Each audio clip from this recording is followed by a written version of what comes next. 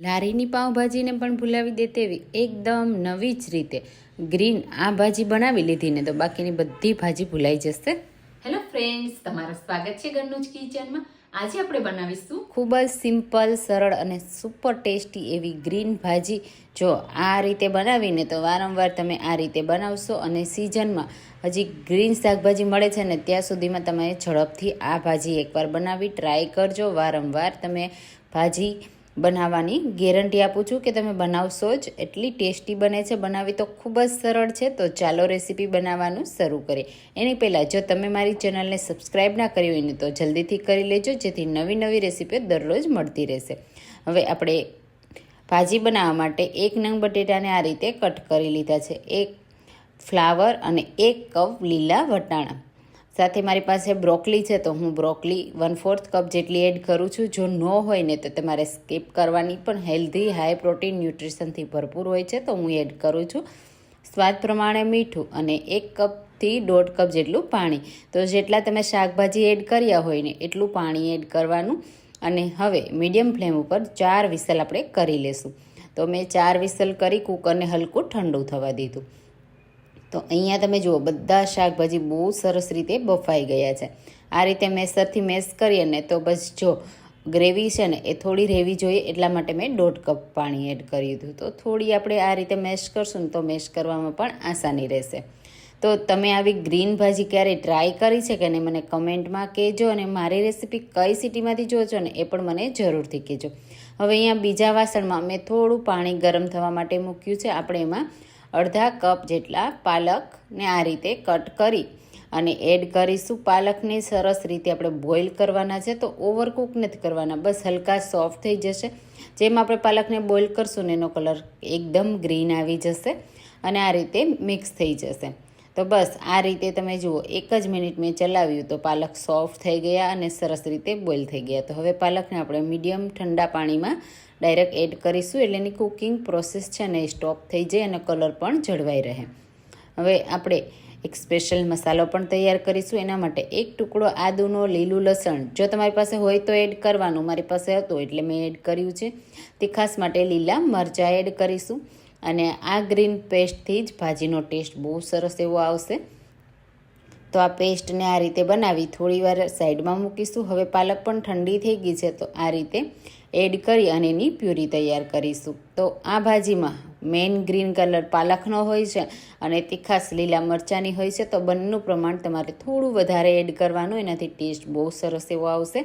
હવે આપણે ભાજીનો વઘાર કરીશું. એના માટે પેનમાં 1 ટેબલ સ્પૂન તેલ એડ કરીશું અને અડધા ટીસ્પૂન જેટલું બટર એડ કરીશું. 1 પિંચ જેટલી હિંગ પણ એડ કરીશું અને સરસ એવું બટર સરસ મેલ્ટ થઈ જાય ને ત્યાં સુધી થવા દેશું. હવે મેં અહીંયા 1 નંગ મીડિયમ સાઇઝની ડુંગળી લીધી હતી, એને આ રીતે ઝીણી કટ કરી લીધી છે. એને પણ એડ કરી અને ડુંગળીને સરસ રીતે સાતળી લેવાની છે. ડુંગળી સરસ રીતે સતળાઈ જાય ને એટલે એની ફ્લેવર બહુ સરસ એવી આવશે. તો તમે વિન્ટરની સિઝન હોય કે કોઈ પણ સિઝન હોય, પાઉંભાજી ખાવાનું તો બધાને પસંદ જ હોય છે, પણ જો આવી ગ્રીન ભાજી બનાવી લીધી ને તો બાકીની બધી ભાજી ભૂલાઈ જશે. હવે આપણે આદુ, મરચાં અને લસણની પેસ્ટ તૈયાર કરીને રાખી છે ને તે એડ કરીશું અને એને પણ સારી રીતે સાતળી લેશું. તો અહીંયા હવે તમે જુઓ થોડી જ વારમાં તેલ છૂટું પડી ગયું. તો હવે અહીંયા મેં અડધા નંગ જેટલા ઝીણા કટ કરેલા કેપ્સિકમ લીધા છે. એનાથી ભાજીની ફ્લેવર બહુ સરસ એવી આવે છે. જો તમને મળી જાય તો તમારે જરૂરથી એડ કરવાના અને સોફ્ટ હલકા થાય ને ત્યાં સુધી એને કૂક કરવાના.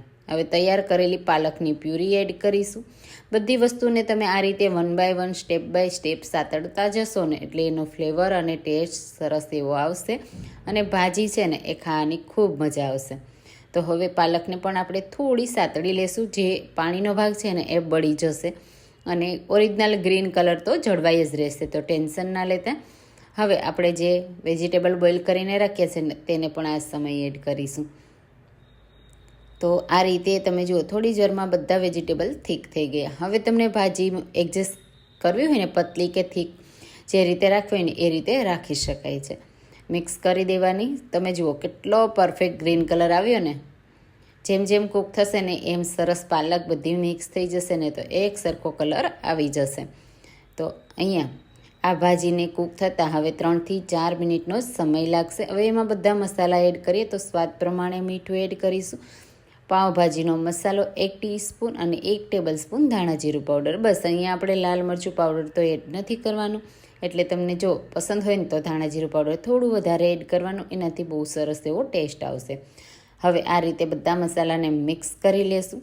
અને તમને જો ગ્રેવીવાળી પસંદ ન હોય ને તો આ રીતે જ તમે થોડીવાર માટે કૂક થવા દેજો અને પછી સર્વ કરજો. તો અહીંયા સરસ રીતે મિક્સ થઈ ગઈ. હવે હું એમાં થોડી ગ્રેવી કરું છું, તો જે મિક્સર જારમાં પાલક આપણે પ્યુરી કરીને એમાં જ મેં અડધા કપ જેટલું પાણી એડ કર્યું છે અને સારી રીતે મિક્સ કરી દઈશું. હવે 1 થી 2 મિનિટ આપણે સરસ રીતે આ ભાજીને કૂક કરી લેવાની છે. તો આ ભાજીમાં બહુ તેલ નથી હોતું, ઓછા તેલમાં બની જાય છે અને તેલ પણ આપણે એને ઉપરથી છૂટું થવા નથી દેવાનું. હવે અહીંયા જો તમને સ્વીટનેસવાળી પસંદ હોય ને તો 1/2 ટીસ્પૂન ખાંડ એડ કરવાની અને ખટાશ માટે લીંબુનો રસ. અહીંયા આપણે ટમેટાં એડ નથી કર્યા તો થોડી ખટાશ લીંબુના રસથી જ આવશે, તો એ પ્રમાણે એડ કરવાની. મિક્સ કરી દેશું અને આપણી ભાજીમાં ખૂબ જ સરસ એવી સુગંધ આવી રહી છે. જોતાં જ ખાવાનું મન થઈ જાય એવી બની છે અને આ ભાજી છે ને એકદમ હેલ્ધી પણ છે. તો હવે ઉપરથી લીલા ધાણા અને લીલું લસણથી આપણે ગાર્નિશ કરીશું અને આ ભાજીને પાઉં સાથે સર્વ કરવાની. ને આ ભાજી ઉપર એક સ્પેશિયલ વઘાર પણ એડ કરવાનો છે.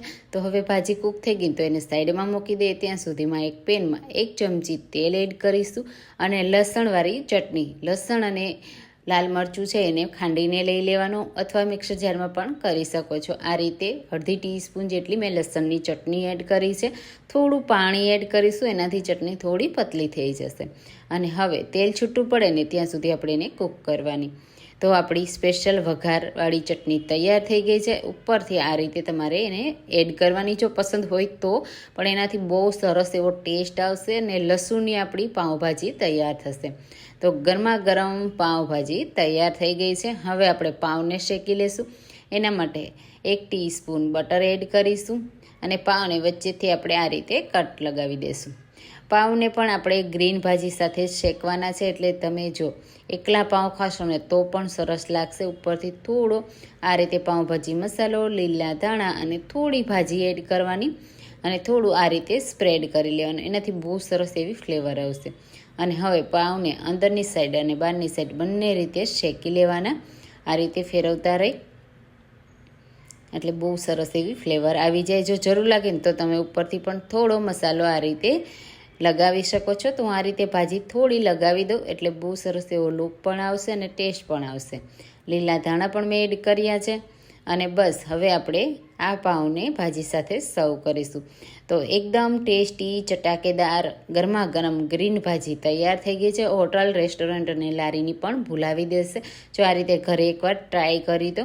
ઉપરથી તૈયાર કરેલી લસણવાળી ચટણીથી ગાર્નિશ કરીશું અને બહુ સરસ એવી આપણે ઉપરથી લીલા લસણથી ગાર્નિશ કરવાનું, એટલે બહુ સરસ એવો લાગશે. પાઉં તૈયાર કર્યા છે તે, અને જો તમને ડુંગળી પસંદ હોય તો એની સાથે સર્વ કરવાની. તો આ રેસીપી એકવાર જરૂરથી ટ્રાય કરવા જેવી છે.